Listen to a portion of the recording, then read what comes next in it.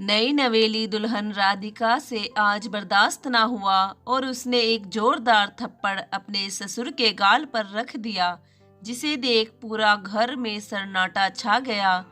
नई नवेली दुल्हन राधिका, जिसकी शादी को अभी 1 महीना भी नहीं हुआ था, बड़े ही धूमधाम से शादी करके अपने ससुराल आई थी।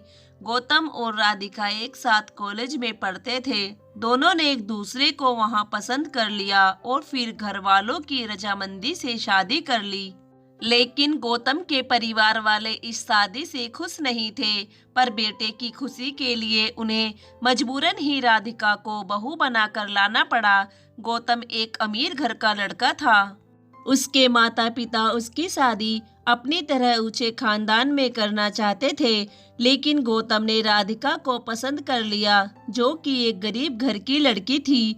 खूब सारा दहेज न मिलने के कारण गौतम की मां अनीता जी और पिता कमल जी ने राधिका को परेशान करना शुरू कर दिया। राधिका बहुत समझदार थी। उसके माता पिता ने उसे यही सिखाकर भेजा था कि अपने सास ससुर की खूब सेवा करना, उनका मान सम्मान करना, लेकिन उसकी सास और ससुर इस लायक नहीं थे। वे आए दिन राधिका को दहेज के ऊपर ताने कसने लगते।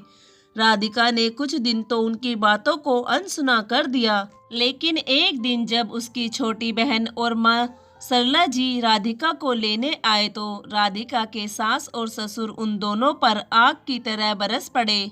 राधिका के ससुर कमल जी बोले, कमाल कर दिया तुम्हारी बेटी ने समधन जी, बेटी को तो खूब अच्छे संस्कार दिए हैं तुमने।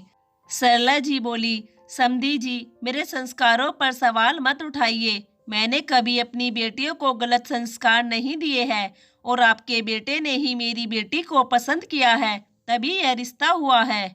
और आप खुद अपने बेटे की बारात लेकर मेरे दरवाजे पर आए थे। अरे मजबूरी में की गई शादी को हम शादी नहीं मानते, और ना ही हम तुम्हारी बेटी को कभी अपने घर की बहू मानेंगे।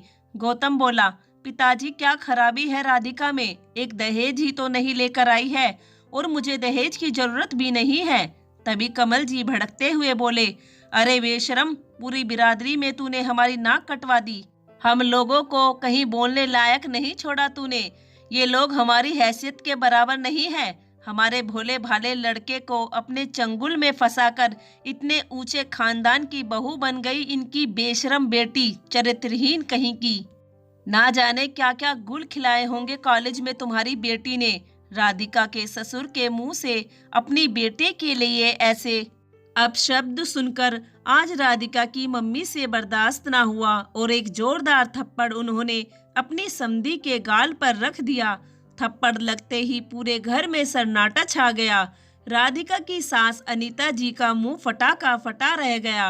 राधिका के ससुर ने जैसे ही सरला जी पर हाथ उठाने की कोशिश की कि तभी दूसरा थप्पड़ उनकी बहू राधिका ने अपने ससुर के दूसरे गाल पर रख दिया। थप्पड़ लगते ही अनीता जी दनदनाती हुए बोली, अरे बेशरम रुक, तूने अपने ससुर पर हाथ उठाया, तुझे शर्म नहीं आई? आज तेरी खैर नहीं। कहते हुए जैसे ही राधिका की सास उसे मारने को चली, तभी राधिका की मम्मी ने अनीता जी को वहीं दबोच लिया। इतना भी हावी नहीं होने दूंगी मैं तुम लोगों को अपनी बेटी पर। अब तक तो बहुत बर्दाश्त किया मैंने और मेरी बेटी ने, पर अब पानी सर से ऊपर पहुंच गया है। सब कुछ बर्दाश्त है, लेकिन मेरी बेटी को चरित्रहीन बोलोगे, वह मुझे बर्दाश्त नहीं होगा। जो तुमने मेरा और मेरी बेटी का अपमान किया है, उसका बदला तो मैं लेकर रहूंगी। कहते हुए सरला जी राधिका से बोली, राधिका, पुलिस को फोन मिला। आज इन लोगों के ऊंचे खानदान की सच्चाई का पता तो सबको लगना चाहिए। क्या समझते हो तुम लोग अपने आप को? बहुत ऊंचा खानदान है तुम लोगों का। सिर्फ तुम्हारी ही इज्जत है और किसी की कोई इज्जत नहीं है। क्या कहा था तुमने मेरी बेटी को? चरित्रहीन। तो अब इस चरित्रहीन बेटी की माँ का भयानक रूप भी देख लो। अब मैं भी तुम दोनों को काल कोठरी में ना डलवा दूं तो मेरा नाम भी सरला देवी नहीं। अपनी समधन का ज्वालामुखी रूप देख कमल जी और अनीता जी के होश उड़ गए।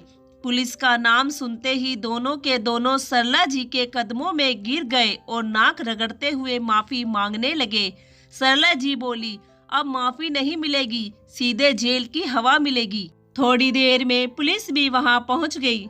जब सरला जी नहीं मानी तो राधिका के सास ससुर राधिका के सामने गिड़गिड़ाने लगे, बहू हमें माफ कर दे, अब हम कभी तुझे परेशान नहीं करेंगे, कभी तुझे अपशब्द नहीं बोलेंगे, हमें बचा ले, हमें जेल नहीं जाना।